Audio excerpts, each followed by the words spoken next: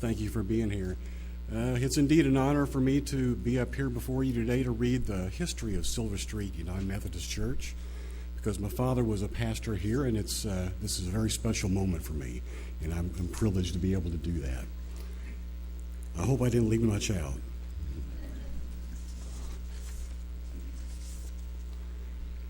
In 1752, Philip William Otterbein, a minister in the German Reformed Church, came to Lancaster County, Pennsylvania, to preach to the German-speaking folk. In 1766, he attended a meeting in Isaac Long's barn near Lancaster. One of the preachers that day was Martin Bohm, a Mennonite minister. Following Bohm's exhortation, Otterbein shook his hand and said, "Wer sind Brüder," meaning "we are brethren." Otterbein, Bohm, and a preacher from Virginia decided to unite their ministries. Otterbein spent the rest of his ministry in Baltimore, and from there a conference was called for September 25, 1800. The ministers agreed to call themselves the United Brethren in Christ and elected Otterbein and Bohm as their first bishops. Itinerant ministers of this new church often crossed paths with the itinerant Methodist ministers, and many times made arrangements to recognize one another's members and welcome them to their services.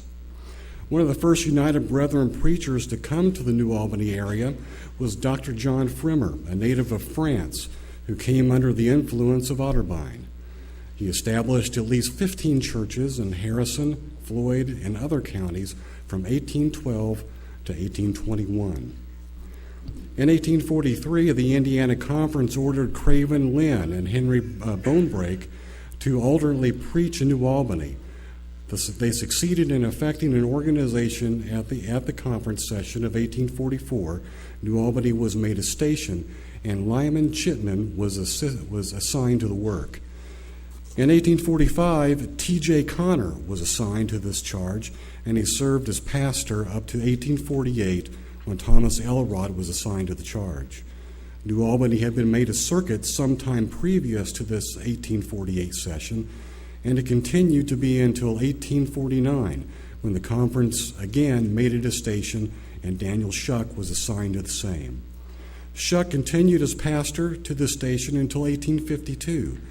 In the spring of 1852, he succeeded in securing a deed for Lot 44 on Lower Spring Street. In the fall of 1852, the conference assigned Lyman Chittenden to the charge, and in 1853, they erected a good frame house on the lot previously purchased. They succeeded for a number of years, but sometime in 1865, the church ceased to function and the property was sold. The conference made no effort to reestablish the church in New Albany until 1911 and 1912, when they made New Albany a mission station and assigned A.W. Arford to the work. The Conference Extension Society purchased 2 lots on the corner of Elm and Silver Streets on September 11, 1911. The earliest ties of Silver Street were in the United Brethren in Christ, which Otterbein founded. In 1946, the United Brethren and Evangelical Association were united in Johnstown, Pennsylvania, to become the Evangelical United Brethren Church. Jumping to 1968, the Evangelical United Brethren Church united with the Methodist Church as a conference in Dallas. After several unsuccessful attempts had been made to establish a Church of the United Brethren in Christ in New Albany, success came in 1911. Under the leadership of the first pastor, Reverend Offord, several interested Christians of United Brethren lineage held informal meetings in the Charles Walker Store building at 15th and Locust. From there, they went to Vincennes and Culbertson, and from there to Vincennes and Oak Street.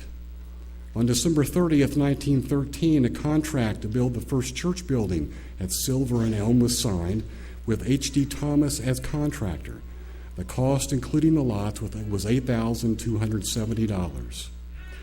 The church was completed and dedicated in March 1914. The church was named the New Albany Mission Station, since it received support from the Church Board of Missions. In 1915, Reverend Arford was succeeded by Reverend W.H. Todd. The first finance committee was appointed in 1915, and the pastor's salary was $300. Moving forward, in 1924, it was felt that the church must expand its facilities. The balcony and basement were partitioned into classrooms. New pews and other furnishings were added.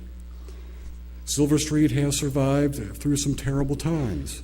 The 1937 flood at the church basement and its contents was severely damaged.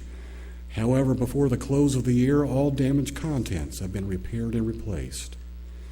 Early on, the first Sunday of February 1949, a fire broke out in the church edifice and caused fire and water damage to the extent that the congregation felt it unwise to reconstruct the original structure.